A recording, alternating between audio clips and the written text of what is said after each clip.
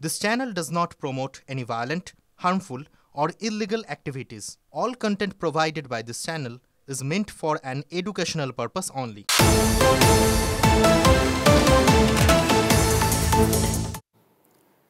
নমস্কার, দেখছেন TV9 বাংলা। আপনাদের সঙ্গে রয়েছি আমি তন্নিষ্ঠা। শুরু করছি নিউজ এট 11। আর শুরুতেই একটা ভয়ঙ্কর খবর দিই আপনাদেরকে। সোদপুরের এক বস্ত্র বিপণীর পার্কিং এলাকায় ভয়াবহ এক দুর্ঘটনা ঘটে গিয়েছে। নিয়ন্ত্রণ হারিয়ে দুই মহিলাকে ধাক্কা গাড়ি, সিসি ক্যামেরার ফুটেজ এসেছে আমাদের কাছে। দেখুন কিভাবে দুই মহিলাকে এক গাড়ি ধাক্কা দিয়ে চলে গেল। আশঙ্কাজনক অবস্থায় সাগরদত্ত হাসপাতালে ভর্তি দুই মহিলা।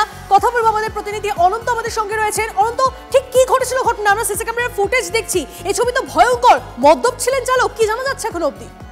ভয়াবহ ঘটনা, রোমহর্ষক ঘটনা। দেখো, এই বহুজাতিক সংস্থার যে বস্ত্র বিপণী, সেখান থেকে দুই মহিলা তারা বস্ত্র কিনে তারা বেরোচ্ছিল।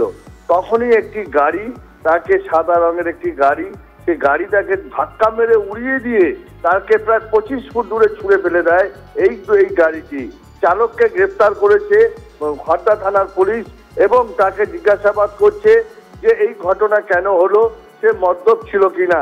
তবে পুলিশ সূত্রে খবর পাচ্ছি যে চালক সে মদ্যপ অবস্থায় ছিল এবং সে গাড়ি নিয়ন্ত্রণ হারিয়ে তাকে ধাক্কা মারে এবং যেখানে গাড়ি ধাক্কা মারে সেই জায়গাটা কিন্তু পার্কিং এরিয়া, অর্থাৎ ওই বহুজাতিক সংস্থার পার্কিং এরিয়া এবং ফ্রন্ট, একদম বহুজাতিক সংস্থার বিপণীর ফ্রন্ট। এবং ওই ফ্রন্টেই এই মহিলারা যখন দুজন বেরোয় তখন তাদেরকে উড়িয়ে দেয় একদম।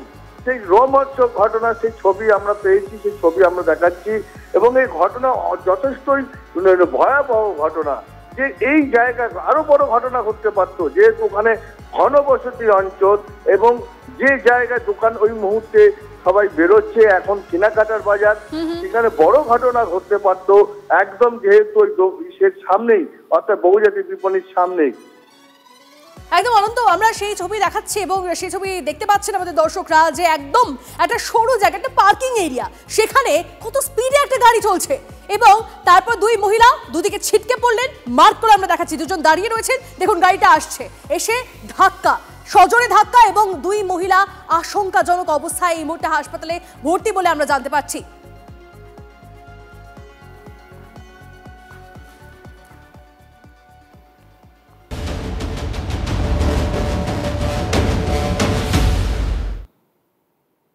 আর এই মুহূর্তে আরো একটা খবর দিই আপনাদেরকে। কসবা কাণ্ডের প্রতিবাদে তিলোত্তমা মঞ্চের ডাকে নাগরিক মিছিল। কসবা থানা অভিযান তিলোত্তমা মঞ্চের লেক মলের সামনে মিছিল আটকায় পুলিশ।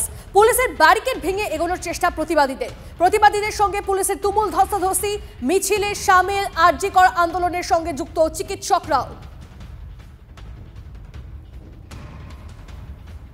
যে ছবি দেখছেন আপনারা, লেক মলের সামনে মিছিল আটকায় পুলিশ, প্রতিবাদীদের সঙ্গে পুলিশের তুমুল ধস্তাধস্তি হয়। সেই মুহূর্তের ছবি আরো একবার আপনাদের জন্য।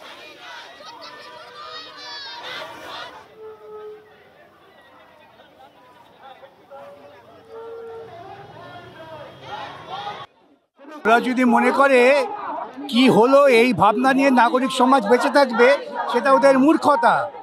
নাগরিক সমাজ আন্দোলন চালিয়ে যাবে যতদিন না এই সরকার মনুবাদী দর্শনের বিরুদ্ধে রুখে দাঁড়াবে এবং যতদিন না এই সরকার তারা এই অপরাধীদের আড়াল থেকে বিরত থাকবে, ততদিন চলবে নাগরিক সমাজ। তারা মিছিল করতে পারেন উইদাউট আর্মস, জনগণ তারা অ্যাসেম্বল হতে পারেন, তারা মিটিং মিছিল করতে পারেন, এটাই সাংবিধানিক অধিকার। সংবিধান প্রদত্ত অধিকার তো এই রাজ্যে মানুষদের কাছ থেকে কেড়ে নিতে চাইছেন প্রশাসন। আজকে সেটা পরিষ্কার হয়ে গেল যে এই রাজ্যে প্রতিদিন যেভাবে প্রতিটি নাগরিকের অধিকার কেড়ে নেওয়া হয়, আজকেও তার ব্যত্যয় ঘটলো না। আজকেও একইভাবে সংবিধান প্রদত্ত অধিকার কেড়ে নেওয়া হলো, যখন রাজ্যে মেডিকেল কলেজের অভ্যন্তরে খুন ধর্ষণ হওয়া থেকে রাজ্যের ছাত্রছাত্রীদের তারা রক্ষা করতে পারছেন না, যখন তারা পারছেন না যে আইন কলেজের অভ্যন্তরে ছাত্রীদের ধর্ষণ হওয়া আটকাতে, সেই সময় পুলিশ এই কাজ করছেন। এই রাজ্যের প্রশাসন কেমনভাবে চলছে এখান থেকে পরিষ্কার। নাগরিক সমাজের মিছিল গড়িয়াহাট থেকে হাজরা পর্যন্ত যাওয়ার কথা ছিল, লেক মলের কাছে সেই মিছিল পুলিশের বিশাল বাহিনী দিয়ে ব্যারিকেড করে আটকে দেওয়া হয়। যারা নাগরিক সমাজের প্রতিনিধিরা রয়েছেন, এই আয়োজক যারা রয়েছেন, তারা বলছেন যে এই যে মিছিল, সেই মিছিলকে শান্তিপূর্ণভাবে এগিয়ে যাচ্ছিল, সেই মিছিলকে কেন বাধা দেওয়া হলো। এখানে নাগরিক সমাজের যারা প্রতিনিধিরা রয়েছেন, সেখানে শিক্ষকরা রয়েছেন, বিভিন্ন পেশার মানুষেরা রয়েছেন, তারা কিন্তু এখানে রাস্তার ওপরে বসে পড়েছেন রাস্তার উপরে, লেক মলের উপরে তারা বসে পড়েছেন। তারা কিন্তু এখানে লেক মলের উপরে বসে পড়েছেন। ডাক্তারদের সাথে হচ্ছে, কখনো উকিলদের সঙ্গে হচ্ছে, কেন পুলিশের এত ভয়? তার মানে প্রশাসনের কৃতদাস, তারা নিজেদের বর্দিকে সম্মান করতে পারে না। আমরা 10 মাস ধরে লড়াই করছি রাস্তায় নেমে, কেন আজকে আমাদের মেয়েকে এইরকম হতে হলো? একটা ল কলেজে শিক্ষা কেন্দ্রে এরকম হচ্ছে, হসপিটালে হচ্ছে, আর কত? ক্ষুব্ধ নাগরিক সমাজ তারা বসে পড়লেন রাস্তার উপরে, তারা বসে পড়েছেন, বিক্ষোভ দেখাচ্ছেন। আর অন্যদিকে স্লোগানের মাধ্যমে, শাউটিং এর মাধ্যমে, ছবির মাধ্যমে, রাস্তার উপরে গ্রাফিটির মাধ্যমে তারা তুলে ধরছেন তাদের প্রতিবাদ। এবং তারা বলছেন যে এইভাবে ব্যারিকেড করে পুলিশ দিয়ে প্রতিবাদ থামানো যায়নি এবং আগামী দিনেও যাবে না। তারা বলছেন যে আরজিকর থেকে কসবার যে ঘটনা, সেই ঘটনার শেষ থেকে ছাড়বে নাগরিক সমাজ। ক্যামেরায় দেবব্রতর সঙ্গে সৌরভ দত্ত, TV9 বাংলা, কলকাতা। কালীঘাট মেট্রো স্টেশনে যাওয়া নিয়ে নাগরিক সমাজের প্রতিনিধিদের সঙ্গে বাদানুবাদ। লেকমল সংলগ্ন ফুটপাত ধরে মেট্রো স্টেশনে যেতে গেলে বাধা দেয় পুলিশ। পুলিশি বাধার মুখে পড়ে নাগরিক সমাজের প্রতিনিধিরা উত্তেজিত হয়ে পড়ে। জোর করে যেতে চাইলে এক মহিলাকে বলপ্রয়োগ পুলিশের। ফুটপাতের ওপর ব্যারিকেড, ফুটপাতের উপর ব্যারিকেড, এবং সেই ব্যারিকেড দিয়ে যারা মিছিলে যোগ দিতে এসেছেন, তারা যেতে চাইছেন, তাদের সঙ্গে পুলিশের বাদানুবাদ চলছেন।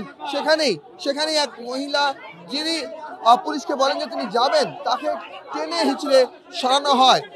এই মুহূর্তে আমরা রাস্তা দিয়ে হাঁটছিলাম, আমরা মেট্রো ধরার জন্য যাচ্ছিলাম। এই আন্দোলন শেষ করে পুলিশ সেখানেও ব্যারিকেড তৈরি করেছে। একজন প্রতিবাদ করছিল, একজন মহিলাকে ধরে নিয়ে গেল। এ কি অন্যায় কাজ হচ্ছে? আমরা রাস্তায় হাঁটতে পারবো না।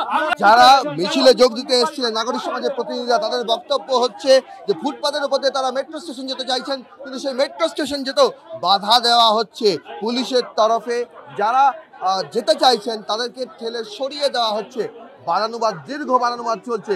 সব মিলিয়ে প্রথম মিছিলে বাধা, তারপর মেট্রো স্টেশনে যেতে বাধা। রাসবিহারী অঞ্চলে ক্ষণে ক্ষণে উত্তেজনা কসবার প্রতিবাদকে ঘিরে। দেবব্রতের সঙ্গে সৌরভ দত্ত, TV9 বাংলা, কলকাতা।